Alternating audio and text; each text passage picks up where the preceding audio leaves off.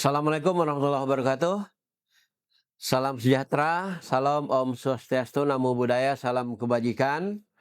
Pemirsa kerukunan lintas agama yang kami banggakan, kembali kita akan melanjutkan podcast kerukunan lintas agama dengan tema Dharma Damai dalam perspektif agama Buddha di Kalimantan Barat, dan masih dengan narasumber yang luar biasa. Selamat datang Pak Pandita. Ya, Ya, Pak terima kasih. Pandita ini eh, nama lengkapnya Pandita Rolling Kurniadi Darmara, tapi yang akrab dipanggil Pak Rolling kalau saya ya. Kebetulan beliau sama-sama saya juga di Lemhanas dulunya ya, dan Ya, sampai sekarang. ya, Eh, ini Pak, di segmen ini kita akan menggali Dharma Damai dalam perspektif agama Buddha, dan bisa Bapak jelaskan nanti apa yang dimaksud dengan Dharma Damai ini, sehingga pemirsa bisa mendapatkan pemahaman yang utuh, yang ya mungkin ada nanti yang bisa mereka jadikan ya panduan dalam hidup. Mungkin tidak hanya di internal Buddha saja, tapi bisa dipakai untuk di masyarakat secara umum. Silakan Pak. ya, ya. Terima kasih Pak Didi. Assalamualaikum, Shalom, Om Swastiastu, salam kebajikan, Rahayu, Rahayu, Namo Buddhaya. Terkait dengan Dharma Damai, Pak ya. Jadi memang di dalam agama Buddha itu sendiri mengenai kehidupan yang damai ataupun perdamaian itu ada landasannya. Ya. Memang sejauh ini juga dalam perkembangan agama Buddha,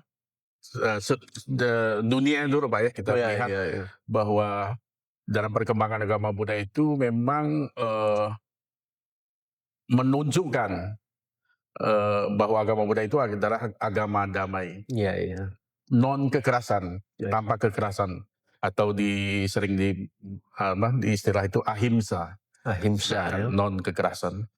Jadi dalam perkembangannya itu tidak terjadi konflik, kemudian peperangan, dan sampai pertumpahan darah itu tidak pernah. Jadi kalau kita lihat dari perkembangan dari India dari 2600 tahun yang lalu atau abad ke-5 sebelum Masehi sampai sekarang, perkembangannya agama Buddha itu adalah agama yang damai. Maka tadi disebutkan Dharma yang damai. Nah tentu ini sebuah penilaian ya, sebuah pengakuan juga. Nah di dalam agama Buddha itu, perspektif agama Buddha dalam melihat damai itu berlandaskan pada khotbah sang Buddha itu sendiri. Pijakannya itu adalah di kitab suci. Nah, di kitab suci Dhammapada itu dengan jelas dikatakan bahwa Dhammapada 1 ayat 5. Syairnya berbunyi demikian. Di dunia ini kebencian belum pernah berakhir jika dibalas dengan membenci. Tetapi kebencian akan berakhir kalau dibalas dengan cinta kasih, atau di dalam ajaran Buddha itu disebut dengan metta. Inilah hukum kekal abadi. Nah, kalau kita perhatikan konflik secara umum yang terjadi di dunia itu adalah saling balas-membalas. Akarnya itu adalah perasaan benci itu, kebencian. Karena ada kebencian, jadi selalu ada keinginan untuk melakukan pembalasan. Nah, sampai kapan kalau kebencian terus dibalas dengan kebencian, Pak? Tentu ini tidak akan selesai. Nah, di dalam khotbah Sang Buddha melalui kitab suci Dhammapada itu dengan jelas bahwa kebencian itu akan selesai kalau dibalas dengan cinta kasih atau metta. Meta ya. Nah, itu saya kira menjadi sebuah pegangan ataupun landasan bagi umat Buddha ketika kita bicara mengenai hidup damai. Mhm. Hidup damai tanpa konflik tentunya. Dan ini sangat relevan, Pak, untuk Sangat-sangat, kehidupan kita ya, sekarang ya. betul. Jadi perjuangan dari umat Buddha itu adalah bagaimana mengatasi kebencian di dalam diri masing-masing. Karena sesungguhnya kebencian ini adalah akar dari penderitaan manusia. Selain kebencian itu ada yang namanya keserakahan. Jadi ada 3 akar dari penderitaan manusia, atau di dalam konteks Buddha itu disebut dengan duka, penderitaan. Itu karena 3 sifat dasar, Iya. keserakahan, kebencian, dan kebodohan batin. Iya. Nah, ini adalah bagaimana upaya kita juga harus bisa mengikis ya, menghilangkan kebencian itu dengan mengembangkan metta, cinta kasih. Cinta kasih itu, Pak, ya. Ya, tapi di Buddha itu bukan hanya metta saja, tapi juga ada mengembangkan karuna, kemudian juga mudita dan upeka. Jadi Apa tuh, Pak? ya, kalau Singkat saja. kalau metta itu adalah cinta Cinta kasih kasih. secara universal Mhm. kepada siapapun. Kemudian karuna itu adalah welas asih. Welas asih. Kalau dibahasakan secara umum itu adalah belas kasihan. Mhm. Kita harus memiliki belas kasih kepada siapapun. Iya, iya. Bukan hanya, kalau di Buddha itu bukan hanya kepada sesama manusia, tapi juga kepada hewan. Oh, iya, iya. Karena Makhluk. itu makhluk. Mhm. Maka di dalam doa agama Buddha itu selalu mendoakan semoga semua makhluk berbahagia. Sabe sata bhavantu sukitata. Itu merupakan doa di Buddha pada setiap kesempatan dan kegiatan.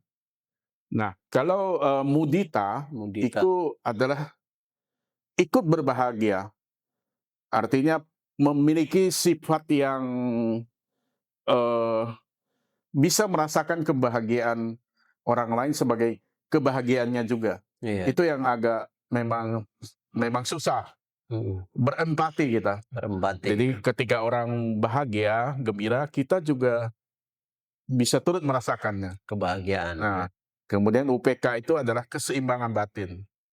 Hidup yang seimbang inilah yang menjadi dasar dari moderasi, bahwa menjalankan segala sesuatu kita jangan ekstrem kiri maupun ekstrem kanan, Pak.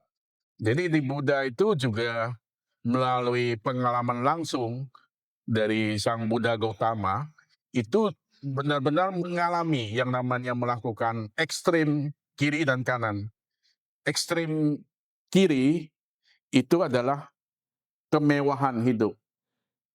Nah, beliau terlahir sebagai seorang pangeran, memiliki segalanya, harta, jabatan, dan sebagainya. Itu adalah kemewahan. Nah, ketika beliau terlena menikmati kemewahan itu, pada akhirnya beliau tidak akan menjadi Buddha dan orang yang bisa memberikan ajaran tentang Dharma ini, Buddha. Nah, kemudian ketika beliau meninggalkan istana Sang Buddha Gautama, yang merupakan pangeran namanya Siddhartha Gautama, itu juga menempuh pertapaan yang menyiksa diri, Pak. Ekstrim, Ekstrim. ekstrim. Tidak makan, tidak minum, sampai kurang lebih berminggu-minggu. Sampai akhirnya keselamatan dirinya itu terancam. Nyaris sudah meninggal. Nah, dari situ beliau sadar, kalau saya teruskan demikian, maka saya tidak akan menemukan kebenaran. Tamatlah hidup saya. Nah, dari situ sang Buddha itu langsung mendapat kesadaran, tidak boleh menjalankan ekstrim penyiksaan diri.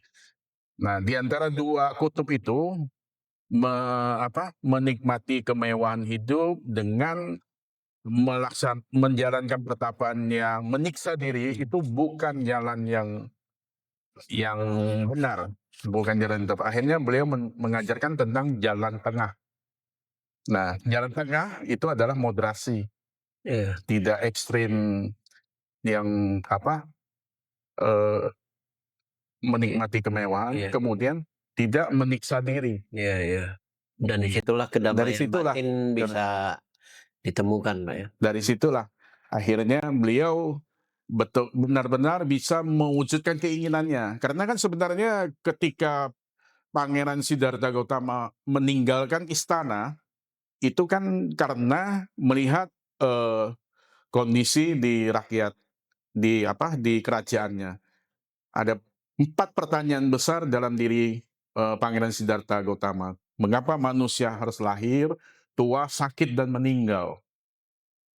Nah, karena kegelisahan batin beliau tidak bisa menemukan jawabannya di dalam istana itu, akhirnya beliau keluar untuk berkelana, menjalani eh, menjalani spiritual ya, Iya, untuk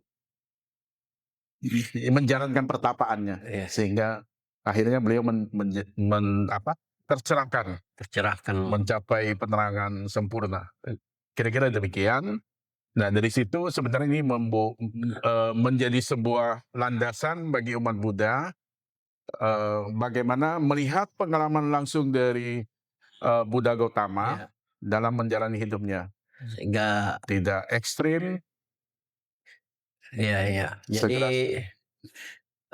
kedamaian batin yang Buddha temukan itu bisa diteladani oleh umatnya berikutnya, Pak. Sehingga ini kalau orang sudah paham betul terhadap ajaran agamanya, maka tentu akan timbul rasa ingin mengamalkan ajaran agamanya. Tadi salah satu contoh bagaimana eh, kedamaian batin yang Buddha alami itu tadi itu bisa menjadi teladan umatnya. Ini Pak, kita kan seringkali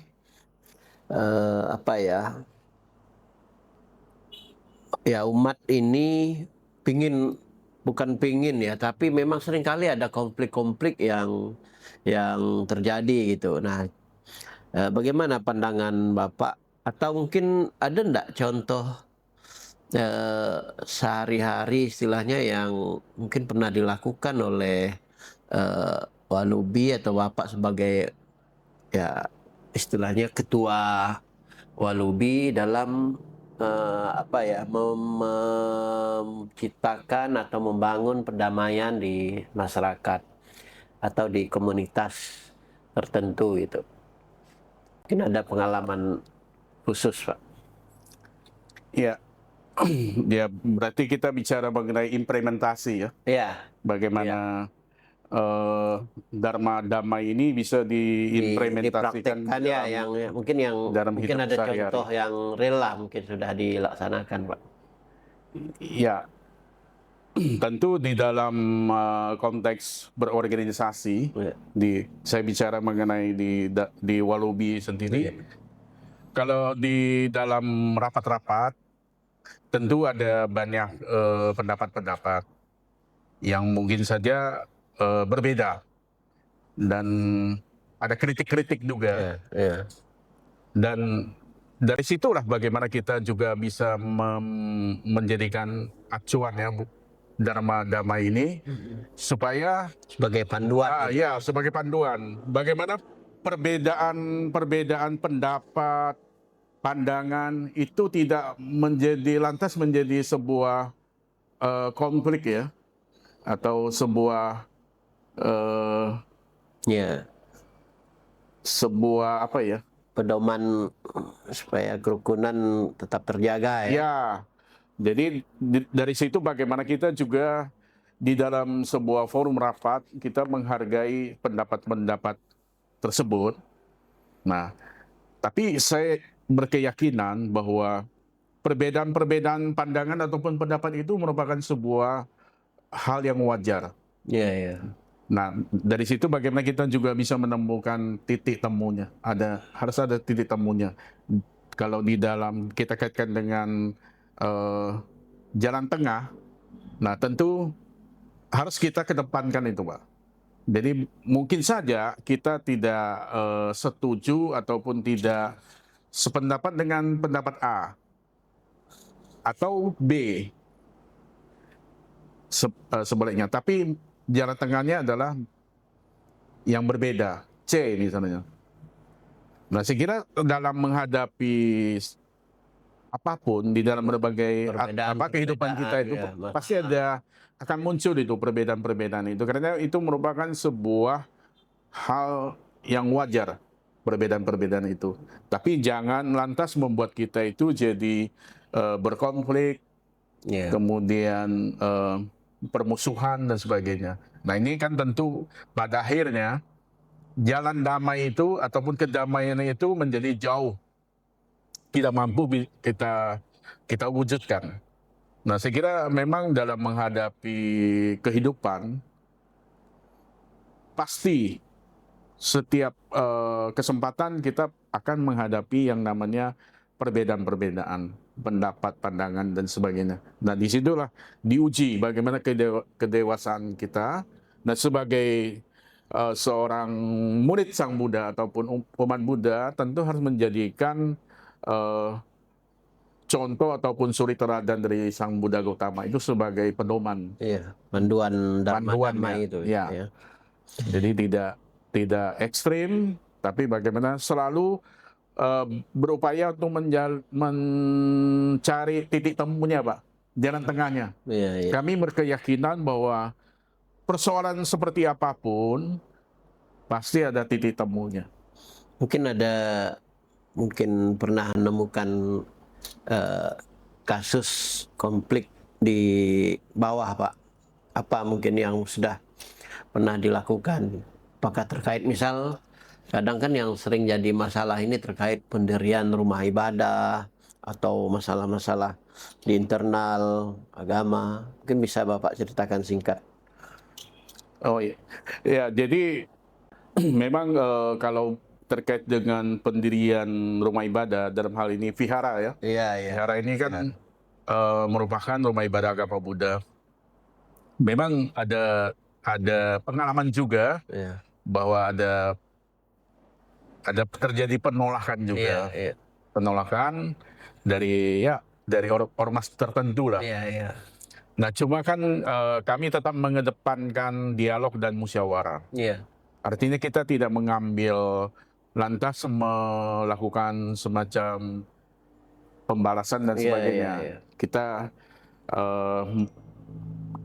Kita atasi itu dengan dialog, Pak. Dialog, mengedepankan musyawarah gitu. Musyawarah itu yang paling penting. Nah, kalau kita mengambil tindakan sendiri yang di luar itu kan bisa memperburuk keadaan, memperkeruh suasana. Ini yang kita harus hindarkan itu, Pak. Iya. Karena bagaimanapun seperti yang saya yakini tadi bahwa setiap persoalan itu pasti ada solusinya. Iya. Dan jalan tengah ataupun titik temu itu harus dikedepankan gitu. Iya.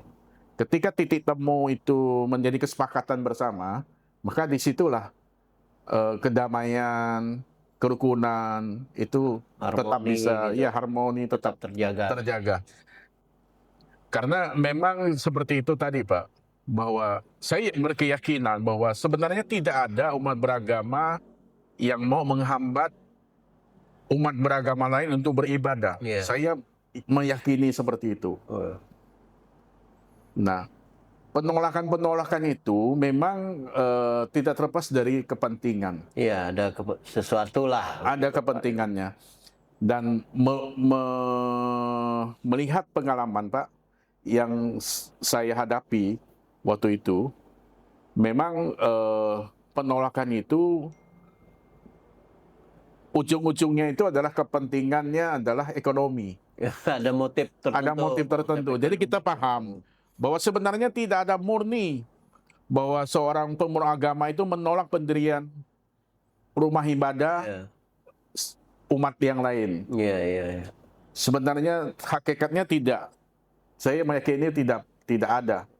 Cuma karena dipengaruhi oleh kepentingan, nah kemudian juga memang kita tidak tertutup kemungkinan juga Pak, ada oknum-oknum yang bermain Pak, Iya, iya. yang memang punya paham yang intoleran itu memang ada. Iya, iya, iya. Nah, disitulah tugas kita bagaimana kita memperkuat pemahaman itu melalui dialog, kita bermusyawarah. Iya. Nah, kadang hal-hal seperti ini itu harus ada mediatornya, Pak. Ya, FKUB salah satu. Salah satunya FKUB bisa menjadi mediator untuk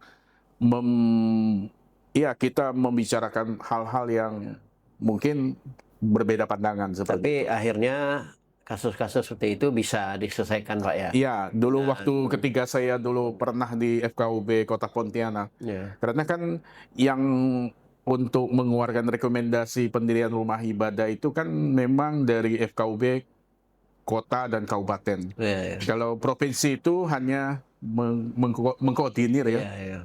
Nah, rekomendasinya itu ada di kota dan FKUB kota dan kabupaten. Dan pada waktu menjadi pengurus FKUB kota, saya juga turun ke lapangan, Pak. Ketika ada penolakan, kami mendatangi pihak-pihak yang keberatan. Kita coba bangun sebuah dialog. Musyawarah. Ya. Ya. Tapi ya selesai gitu, Pak ya. Setelah ditelusuri memang itu, Pak, kepentingannya memang lain. Bukan murni bahwa umat beragama menolak pendirian rumah ibadah umat yang lain, bukan. Tapi kepentingannya itu. Ada motif lain gitu. Motif lain. Tapi ya Nah, itu intinya yang kasus-kasus seperti itu bisa diselesaikan dengan baik gitu, Pak ya. bisa diatasi. Iya, iya. Oke, pemirsa yang kami banggakan, kita cukupkan Pak untuk segmen kedua ini. Siap. Nanti kita akan lanjutkan ke segmen 3 atau segmen terakhir, bagaimana jalan tengah dan harmoni dalam kehidupan multikultural di Kalimantan Barat dalam perspektif agama Buddha. Nanti akan kita bincangkan selanjutnya.